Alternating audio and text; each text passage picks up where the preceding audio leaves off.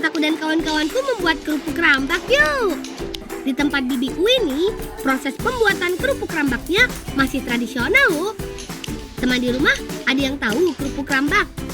Kerupuk rambak adalah kerupuk yang terbuat dari kulit sapi atau kulit kerbau yang diolah dengan tambahan bumbu rempah dan penambah rasa. Tapi, untuk menjadi kerupuk harus melewati proses yang panjang. Makanya, pembuatannya dilakukan banyak orang dengan tugasnya masing-masing agar cepat selesai. Pertama, kulit sapi harus direndam dulu ke dalam air kapur sirih selama beberapa jam atau beberapa hari. Tergantung banyaknya kulit sapinya ya teman. Kapur sirih berfungsi untuk membentuk tekstur keras atau padat sehingga membuat makanan lebih garing dan nikmat. Selanjutnya, kulit sapi dicuci untuk menghilangkan kotoran dan lemak yang masih menempel pada kulit. Proses selanjutnya yaitu perebusan. Perebusan dilakukan pada suhu sekitar 90 derajat Celcius selama kurang lebih 2 jam. Tujuannya agar kulit menjadi empuk dan mudah dipotong. Kalau sudah, angkat dan tiriskan.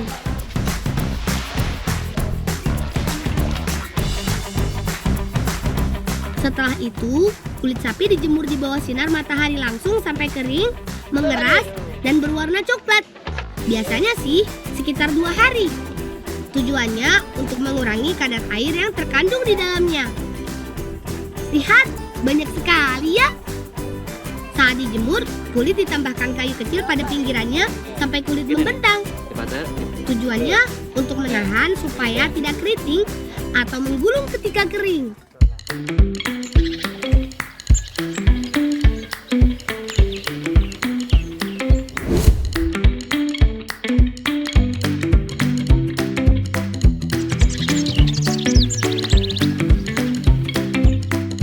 Kulit yang sudah kering dipotong kecil-kecil. Tujuannya untuk mempermudah pengemasan, penyimpanan, dan penjualan.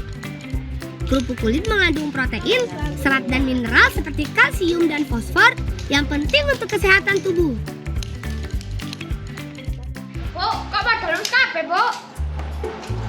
Kita hibur gak apa-apa? Apa? Bu, penting gak ya apa, Bu? Apa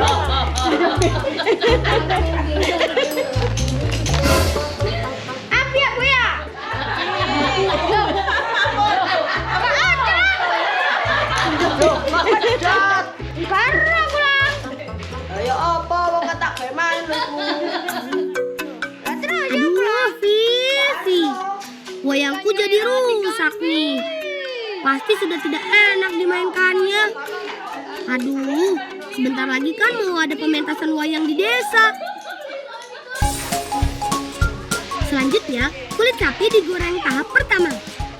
Ini menggunakan api kecil dan suhu sedang ya teman, sampai kulitnya mengembang. Setelah itu, kulit sapi digoreng kembali dalam minyak panas menggunakan api besar. Semakin tinggi suhu, semakin cepat waktu yang digunakan untuk menggoreng kerupuk.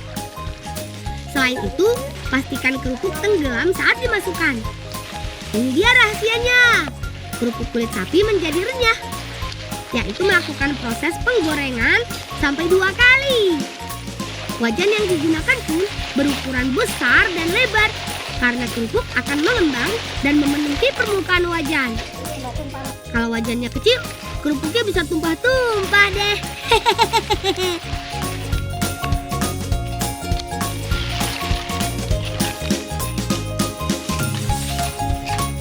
Ngelang tak kei ya. Nggih, matur suwun, Mbak Wangi aku ya. Nggih, matur suwun nggih, Bu nggih. Iki ya kulit baik kanggo ya baik wayang Oh, kulitmu nggih, ya. matur suwun.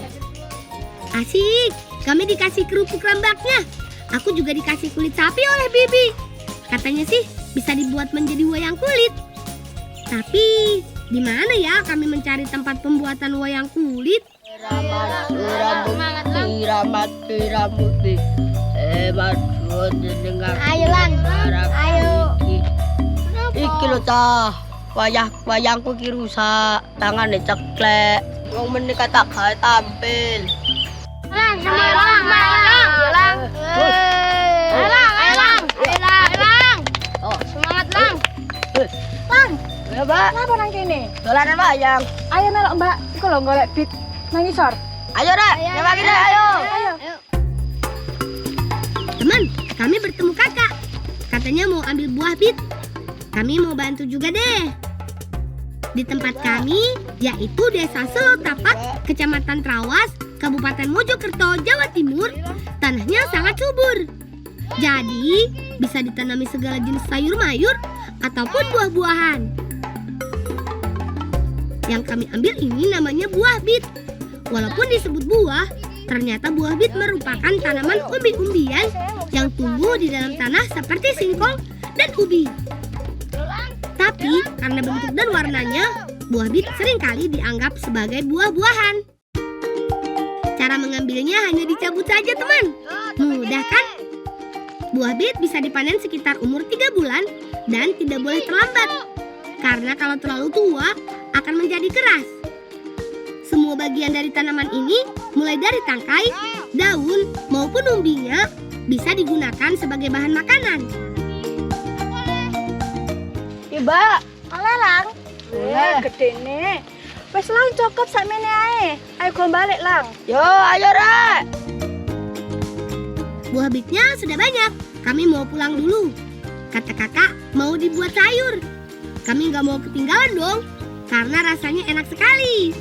Teman di rumah penasaran kan? Nanti kami kasih tahu deh cara buatnya.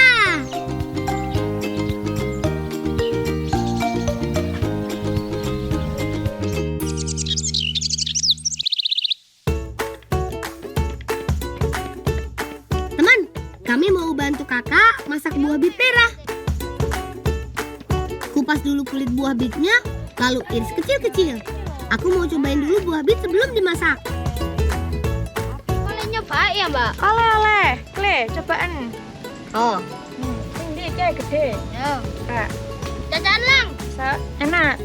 Piye rasanya? enak legi, seger. Kerenyes-kerenyes. Karena masih punya kerupuk rambak, sekalian saja kami campur. Cara membuatnya mudah sekali. Bumbunya juga sederhana. Ada bawang merah, putih, cabai, kunyit, jahe, dan daun bawang. Semuanya ditumbuk bersamaan. Kalau sudah sedikit halus, tumis dengan minyak panas.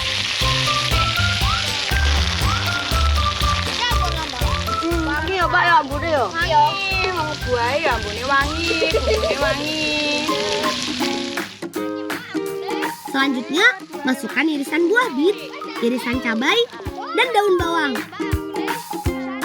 Kami juga menambahkan udang rebon dan kacang panjang sebagai campurannya.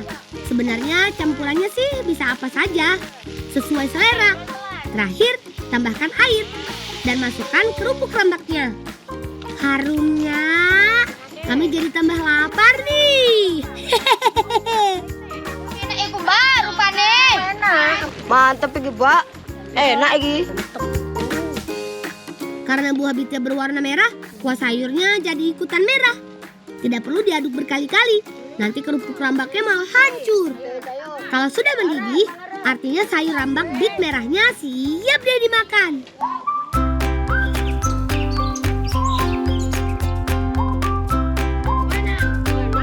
Sayur rambak bit merahnya enak deh. Bumbunya pas, rambaknya juga masih gurih kok. Walaupun tidak sekriuk sebelumnya. Kan sudah jadi campuran sayur. Buah bit kaya akan vitamin dan mineral yang berfungsi dalam meningkatkan sistem imun tubuh. Jadi, banyak-banyak makan buah dan sayur ya. Terima kasih ya Kak, sudah buatkan kami makanan. Kalau begitu, kami lanjut mencari paman pembuat wayang dulu. Waduh, ya apa iki bebeke kok gano ih? Padahal mangko perasaan ono kene lho.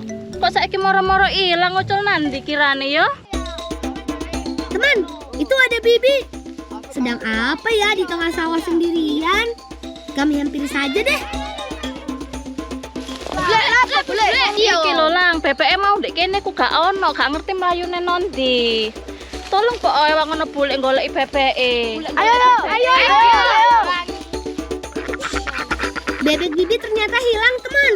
Ditinggal sebentar saat Bibi mencari pakan dan mengumpulkan telur bebek.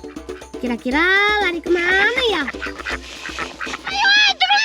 Iku lo, cekelen.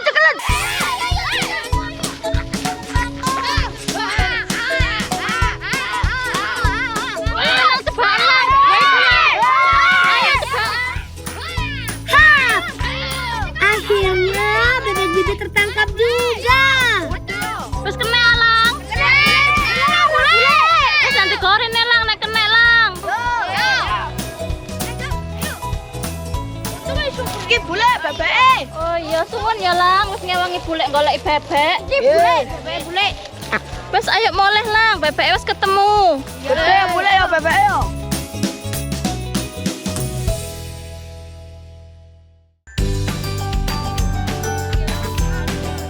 Hari ini cuaca sedang terik sekali. Kami jadi sedikit kewalahan karena mengejar bebek tadi. Tapi nggak masalah, kami tetap semangat. Lah iya nak Pak Lek. Ayo cepet. Pak Le, bareng Pak Le. Riko. Ayo, mlebu ayo, enggak apa-apa ayo. Walaupun terik, tapi di desa kami udaranya sejuk sekali. Pemandangannya juga indah. Banyak sayuran yang ditanam di sini. Hasilnya bisa dijual kembali atau dimakan sehari-hari. Bule, iki joke kate digo ndi? Iki ndoke kate digendok asin kono ke tempat pembuatan ndok asin. Pen melok enggak? Ayo, bareng-bareng enggak ayo? Karena lokasi pembuatan telur asinnya cukup jauh, kami menumpang saja dengan paman menggunakan motor angkut. Biasanya motor angkut di sini digunakan untuk berjualan sayur, tapi bisa juga mengangkut hasil panen. Bisa juga menjadi tumpangan ke kebun atau tempat yang tidak bisa dilewati oleh mobil.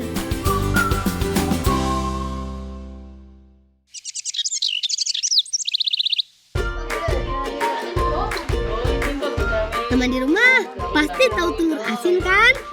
Telur asin terbuat dari telur bebek yang diawetkan dengan diberikan garam dalam jumlah banyak. Jadi bisa disimpan berhari-hari deh. Sikat ngene. Kenapa pakai telur bebek? Karena telur bebek punya pori-pori yang besar dan cangkangnya lebih tebal. Pertama, telur bebek dicuci dulu sampai bersih supaya pori-porinya terbuka. Harus hati-hati ya supaya tidak pecah. Selanjutnya baru deh masuk ke tahap pengasinan. Telur dibalut dengan bata merah yang sudah dihancurkan dan diberi air sampai seperti lumpur. Sebenarnya medianya tidak hanya batu bata, bisa juga dengan abu gosok hingga lumpur sawah. Kata Bibi, garam yang digunakan yaitu garam briket atau garam beriodium. Kalau pakai garam yang halus, tidak bisa meresap sampai ke telurnya, teman. Sebagai perasa asin sekaligus sebagai bahan pengawet karena garam mampu menyerap air dari dalam telur. Pastikan semua bagian telur tertutup dengan rapi ya. Lalu simpan di dalam baskom selama 10 hari atau lebih dan tidak terkena cahaya matahari. Kalau terkena panas berlebih, telurnya bisa jadi hitam dan busuk. Ini dia yang sudah didiamkan. Kita bongkar yuk. Hati-hati ya, jangan sampai pecah telurnya. Ayo kon Ping, lironi kon. Baru. Neteso. Rapi pecah nendok. Kok iso sih pecah? Kok sengaja, Bu? Lagi mau mbok apakno kok iso tadi pecah kok. Dikerus. Ayo. Neteso. Aduh, Raffi terlalu kencang membongkarnya. Telurnya jadi pecah deh. Maaf ya Bibi. Selanjutnya, telur kembali dicuci sampai bersih. Siap deh untuk dikukus selama kurang lebih 1 jam. Lalu disortir atau pemilihan telur dengan cara diterawang. Karena dari banyaknya telur, ada saja yang tidak jadi telur asinnya. Sebenarnya, proses pematangan telur asin ada banyak cara. Tapi telur yang dikukus akan lebih lunak dan tidak mudah pecah selama dimasak. Kalau sudah matang, telur asinnya disusun. Jangan lupa pakai sarung tangan ya, soalnya panas teman. Biar Bibi saja yang ambil. Iki lho lang, ngarep lang, iki lho, iku Enak enak. aku boleh. Heeh. Enak yo. Enak. Asinnya Mati. terus. Enak ah? Enak. Kami mau cobain telur asinnya dulu deh. Wah, telur asin buatan Bibi asinnya pas. Tapi tetap lebih enak kalau dimakan bersama nasi putih. Lang, iki lho lang, udah sing wis mateng, wis sanggup dolen ya. Lho mati temen ada di boleh. Nggih, iki sing wis mateng iki sanggup dolen. Oke, bantar suar nggih. Nggih. Lumayan buat bekal kami bermain. Siapa tahu nanti kami lapar lagi.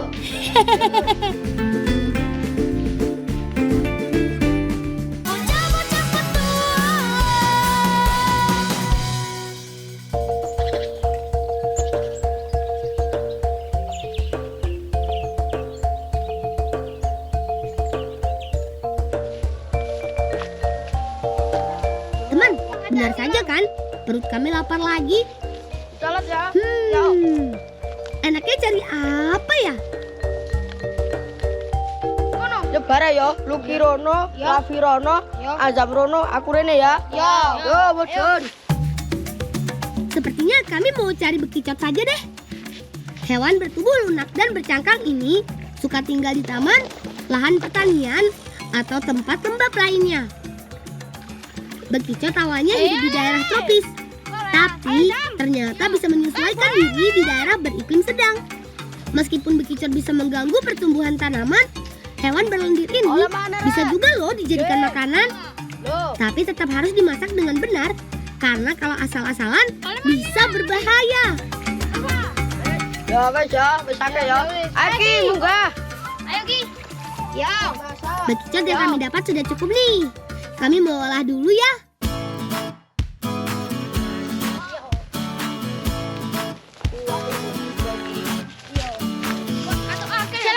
Silang. Apa? Aku katin juga jeruk lemon. Iya, kayak kira-kira sami sih. Iya, cak. Aku melok yo lang yo. Ya, Kancane rapi. Tak tenteni ke pondok. Yo, ayo. Sebelum masak bekicotnya, Raffi dan Azam mau ambil jeruk dulu. Bukan untuk dimakan ya, tapi untuk bumbu. Hati-hati saat mengambilnya, karena banyak duri di batang pohonnya. Jeruk lemon mirip dengan jeruk nipis. Bedanya, jeruk lemon akan berwarna kuning saat matang dan berukuran lebih besar. Sedangkan jeruk nipis akan tetap berwarna hijau kalau sudah matang. Mas iki yo, cukup. Ayo bana arek-arek. Pondok, ayo.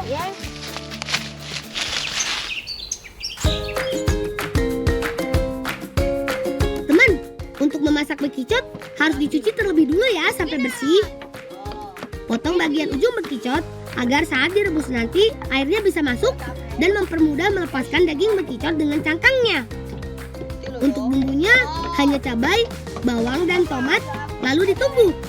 Biar aku yang kerjakan. Tambahkan sedikit garam supaya lebih sedap. Wes mari kabeh kuwi. Wes. Ya wes dak bocoken ge kono. Yo. Selanjutnya, bekicot direbus selama kurang lebih 30 menit sampai airnya mendidih.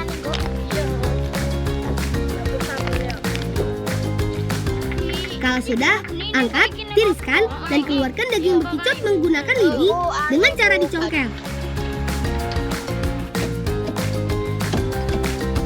Iki apa iki? Iku banyu kapur. Setelah itu, disiram air kapur untuk mengurangi lendir pada daging bekicot dan dibuang bagian kotorannya. Ya, aku buan banyune ndang diosen ge kono. Yo.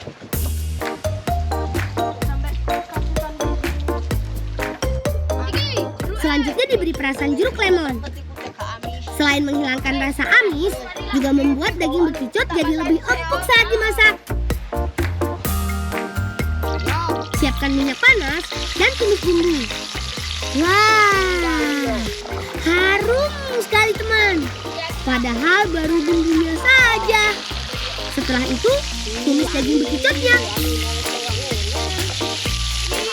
Tambahkan irisan tomat dan irisan cabai. Aduk terus sampai matang.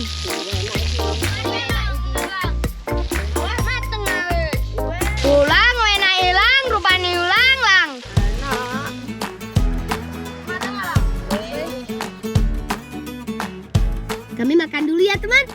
Asik sekali makan seperti ini. Bikin persahabatan kami makin erat. Tengwes.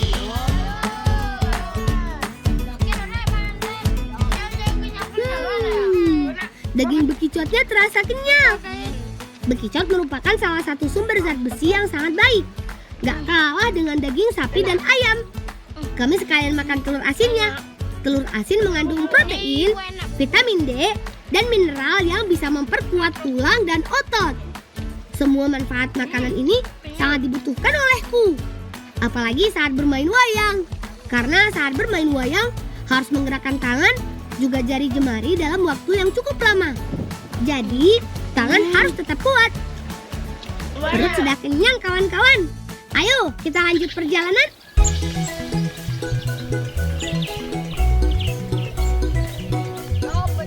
Teman, aku harus segera membuat wayang baru untuk pementasanku. Di mana ya rumah paman pembuat wayangnya?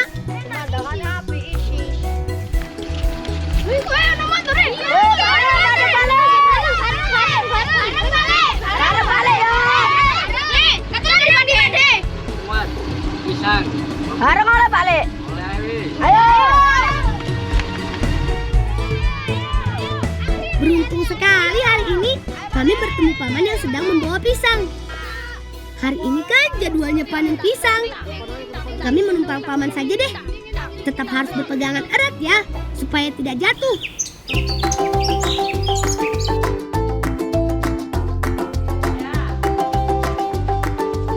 Teman, sebelum ke rumah paman pembuat wayang, kami mampir dulu sebentar ke tempat pembuatan keripik pisang bibiku. Keripik pisang di sini menggunakan pisang jenis Raja Nangka. Teksturnya tidak lembek dan ukurannya besar. Pisangnya sendiri didapat dari kebun warga atau dikirim dari daerah lain. Boleh aku punya cai. Oh, aku ke. Ya apa sih? Aku kita goreng mata, terus bawa anu. Ya apa pipi? Mangko wis ngrusakno wayang, terus mecan endok. Saiki mangan gedang entah. Ya apa rere gak tegese blas. Pertama, kupas pisang dari kulitnya dengan menggunakan pisau khusus seperti ini teman. Kalau sudah, pisang lalu dicuci dengan air yang ditampung dalam wadah. Setelah itu, diiris dengan menggunakan alat khusus yang berbentuk seperti parutan. Jangan lupa pakai sarung tangan ya, supaya tidak terkena kulit. Nanti bisa terluka. Cuci kembali seperti sebelumnya, supaya tidak lengket. Selanjutnya, pisang siap digoreng. Nah, kalau itu biar paman saja yang goreng. Soalnya apinya panas sekali teman. Jangan lupa dibolak-balik supaya matang merata dan tidak saling menempel satu sama lainnya. Menggorengnya kurang lebih selama 5 menit tergantung besar kecilnya api. Kalau sudah berwarna kuning keemasan, artinya keripik pisangnya sudah matang. Lalu angkat dan tiriskan. Iki lho, coba iki wis mateng. Ambil campur rasa gak apa-apa. Ya sampean nyicipi iku dhisik, engko dicampur bareng-bareng. Aku ki yo ya. Oke. Enak. Enak? Enak dong. Setelah itu, dicampur dengan beberapa varian rasa seperti coklat, keju, dan jagung bakar dalam wadah. Lalu aduk deh sampai keripiknya tercampur merata. Ya wis iki kawan, golek katene gawe maneh, gawe pentas wayang. Wah, senangnya. Terima kasih ya Bibi. Semoga usahanya lancar terus. Amin.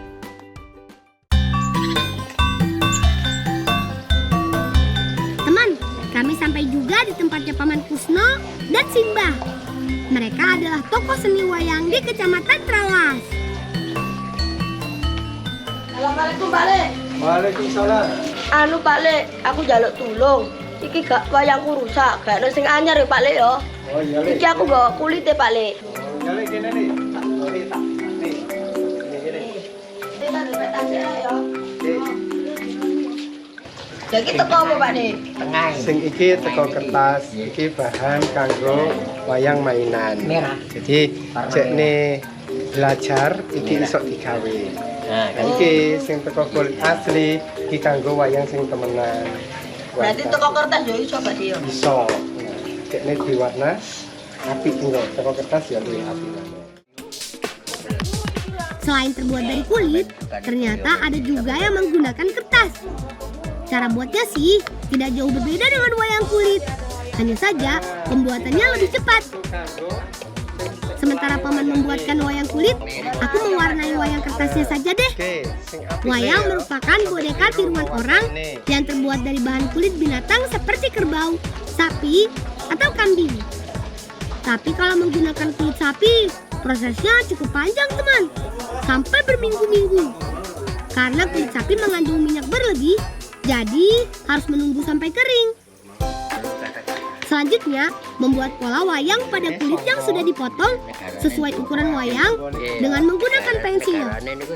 Setelah itu, ada proses pahatan, proses pewarnaan, dan masih banyak lainnya. Pentas wayangku sebentar lagi, tapi wayang kulitku belum selesai. Ono iki. Balik, tapi aku tetap bisa digawe sih. Oh, lah iki gak iso le, gak nutut waktune kapan pentase. Kok sore? Wah, iku. Lek ngono, iki ae le kanggo pentas iki sing siap kanggo engko acarane. Oh, nggih, matur suwun nggih. Oke. Oh, berarti iki iso ditambahi warna mana Pak Leo? Ya, iya bener le. Oh, tadi iso diwarnai mana iki Pak Leo? Untung saja Paman Kusno memberikan aku wayang kulit miliknya. Aku jadi lega deh. Tapi harus diwarnai kembali supaya lebih bagus. Jadi warna-warni tambah apik. Balik, iki wayangnya jenenge sapa Pak Le? Ratu Watu Gunung. Oh, Ratu Watu Gunung. Woi, lah dalah. Kenalno, aku Ratu Watu Gunung. Apa ya Pak Leo? Apik. Kok delok lho Pak Le? Pentase ya. Di pentas nanti, aku akan bawakan sebagus mungkin. Teman di rumah, saksikan pentas wayangku sebentar lagi ya.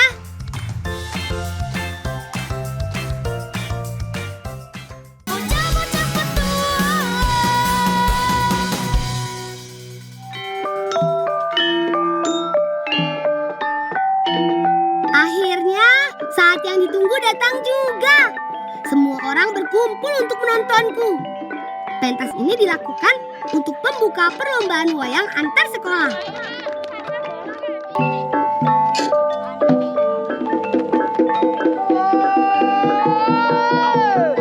Wayang biasanya dimainkan oleh dalang atau orang yang memiliki keahlian untuk memainkan wayang sesuai dengan cerita yang dibawakan.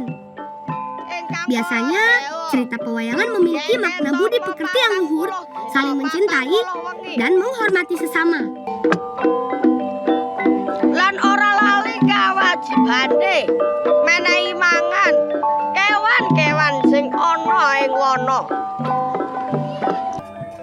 Dalam satu set wayang, ada beberapa karakter dari yang baik sampai jahat. Dipasang di sebuah batang pohon pisang yang ada di depan dalang. Agar pertunjukan jadi terasa lebih hidup, biasanya diiringi oleh musik gamelan. Salah satu benda yang harus ada saat bermain wayang, yaitu kepiak atau keprak. Fungsinya dijadikan ketukan mulainya jalan cerita dari awal sampai akhir, terbuat dari lempengan logam besi atau perunggu. Bangga sekali rasanya bisa memainkan warisan budaya secara turun-temurun ini, teman. Aku suka sekali bermain wayang. Inilah salah satu cara agar wayang tetap lestari.